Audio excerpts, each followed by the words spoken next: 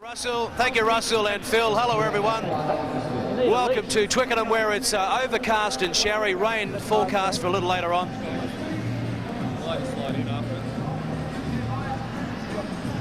going to talk about the green. Oh, is it?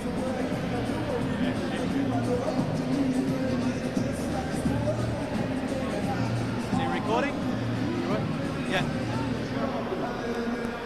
Thank you, Russell and Phil. Hello, everyone. Welcome to Twickenham. We've got an overcast and showery day here in the south of London, but the forecast is for heavy rain a little later on. And there's a very strong breeze here, and I know that the Wallabies really want to win that toss and play with the breeze at their back in the opening half.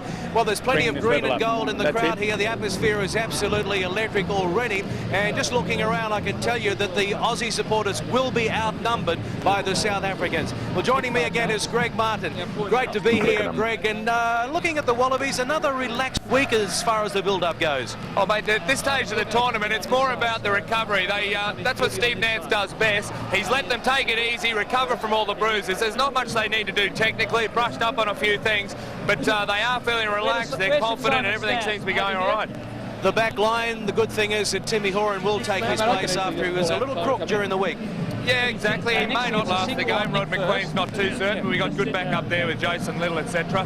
But really, the backs, I don't think we've got too many worries there, especially if we can get it out wide. And, you know, it's more or less in the forwards where we've got the worries, and that's where the question mark is. Okay, well, one man that knows both forward packs today is a man that's played for both countries, the Springboks and also the Wallabies, Tiaan Strauss. Disappointing, no doubt, not to be out there today after a very good performance by yourself against Wales last week, but you are part of this team, part of the build-up. What's the mood like? Yeah, no, it's still great to be here, you know, part of, like you say, of the team and of this World Cup.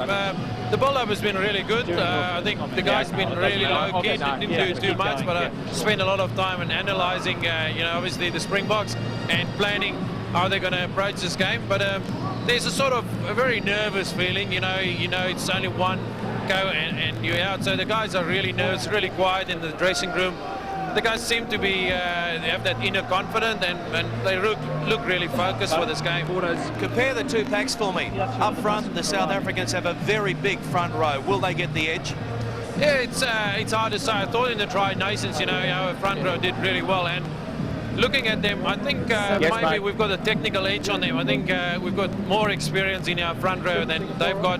And although, you know, Foley hasn't played that much, but he's regarded by most players as one of the most better or the best, one of the best scrummers in the business. So I think it will be very even in the front row.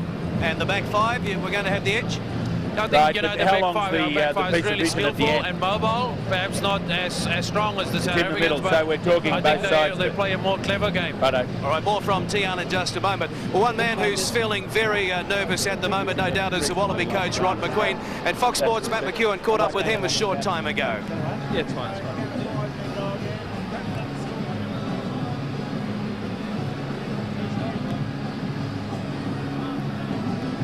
So Timmy Horan is going to take his place. That is good news, as we've already mentioned. The Springboks, they're confident. Do you think they have the right to be confident? Was that such a comprehensive performance against England last week?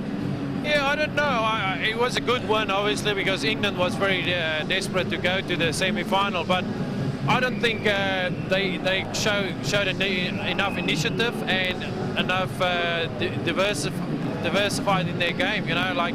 And I think Australia's got a lot more a complete game up their sleeve, and you know they can both play with the boards and have a really good running back. So I think, you know, Australia might have the edge there. I hope you're right. Thanks for your time, Tiaan. Enjoy the match in the afternoon here at Twickenham. Thank you very much.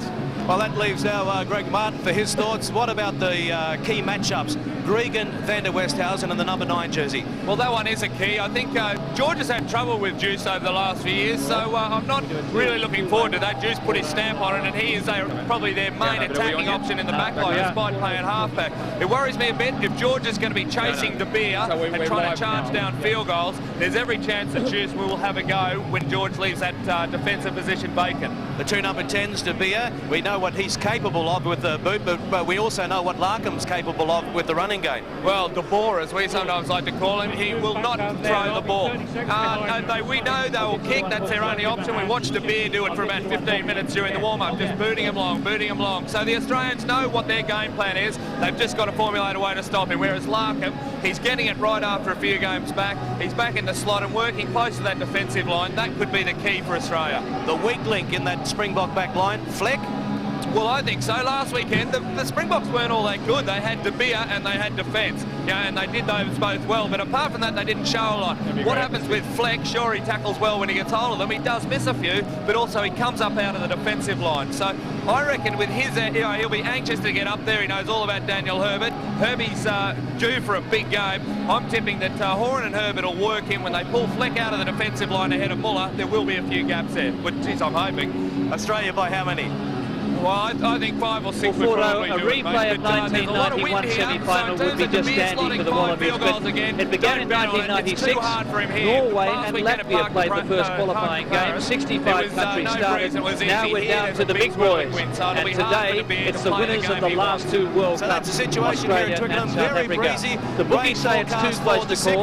Nick Barr-Jones is a man who loves to chance his arm. What's your prediction? Well, Gordon, all week everyone's been calling it too difficult to call. I'm prepared to put the head on the block, but it's a condition of putting the head on the block. I think if the condition is that the scrum holds up, they'll try and rock us there. If we can win 80-90% of our line-out throw, and if, importantly, we can dominate the breakdown or at least match the Springboks, I really believe that we've got too much strength, too much skill, too much creativity out wide. I think that could be a 2-try difference for the Australians. There's Matt Cobain, who's had a few problems with his knee, but he trained well in the